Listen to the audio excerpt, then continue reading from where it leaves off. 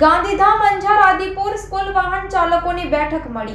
હાલમાં રાજકોટ અગ્નિકાંડને લઈ રાજ્યભરમાં સ્કૂલમાં આરટીઓ તથા ટ્રાફિક પોલીસ દ્વારા વાહનો ચેકિંગ માટે ઝુંબેશ ચાલી રહી છે। ત્યારે આજ રોજ ગાંધીધામ સોનલધામ ખાતે સ્કૂલ વાહન ચાલકોની બેઠક મળી હતી, જેમાં અચોક્કસ મુદતની હડતાલ વાહન ચાલકો દ્વારા કરવામાં આવશે।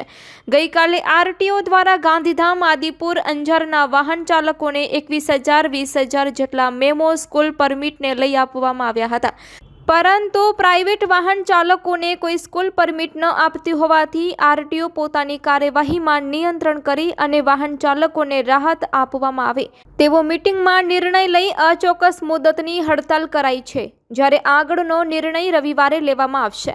તો હાલમાં આદિપુર અંજાર આદિપુરના સમગ્ર વાહન ચાલકો પોતાના વાહનો બંધ રાખશે, જેથી આવતીકાલથી વાલીઓને મુશ્કેલી સહન કરવી પડશે। કે સાહેબ કાલે હમણાં સ્કૂલ વાહન મારું નામ જીતુભાઈ મેશ્વરી, સ્કૂલ વાહન એસોસિએશન ગાંધીધામ નું પ્રમુખ છું, બરાબર।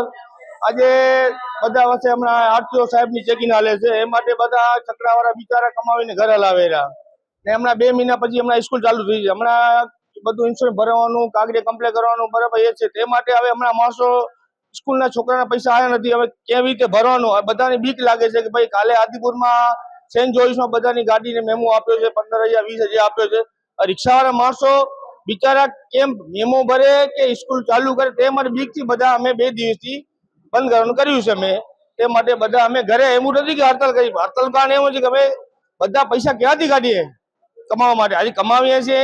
છકડાવાળા બિચારા રાત દિવસ જોઈને પછી બધું કરી શકે, ડાયરેક્ટ તો પછી કરી ન શકીએ અમે બધા, તે માટે અમે 2 દિવસનો બંધ કરવાનું એલાન કર્યું છે। અમે અમને મુદત આપો કે ભાઈ તમને આટલા મહિનાની મુદત આપીએ, તમે બધા ડોક્યુમેન્ટ પૂરા કરો, અમે એ કરીશું। અમે મારું નામ વિનુભા ગઢવી, અત્યારે અમે બધા ભેગા થયા છીએ, અમે બધા છકડા રિક્ષાવાળા એસોસિએશન વાળા છીએ અને અમારું કોઈ એસોસિએશન નથી, પણ બધાને તકલીફો છે એટલે બધા સ્વયંભૂ બધા ભેગા થયા છે અને એમાં એવો નિર્ણય લેવાનો છે કે જે અમુક વસ્તુ આરટીઓ અધિકારીઓ માગે છે એ અમે પુરવાર કરી શકીએ એમ નથી, કારણ કે બધા પ્રાઇવેટ ચાલે છે। હવે એ લોકો સ્કૂલ પરમિટ માંગે તો પ્રાઇવેટ ચાલવાનો માણસ સ્કૂલ પરમિટ કેવી રીતે મેળવી શકે, અને એ અધિકારીઓ કોઈ સાંભળવા તૈયાર નથી। એટલે હવે અમે બધા એસોસિએશન અહીંયા ભેગું થયું છે અને નક્કી કર્યું છે કે હવે જ્યાં સુધી આ વસ્તુનો કોઈ વ્યવહારિક નિર્ણય ના આવે ત્યાં સુધી અમારે સ્વૈચ્છિક વાહનો બંધ રાખવા, બરોબર ને।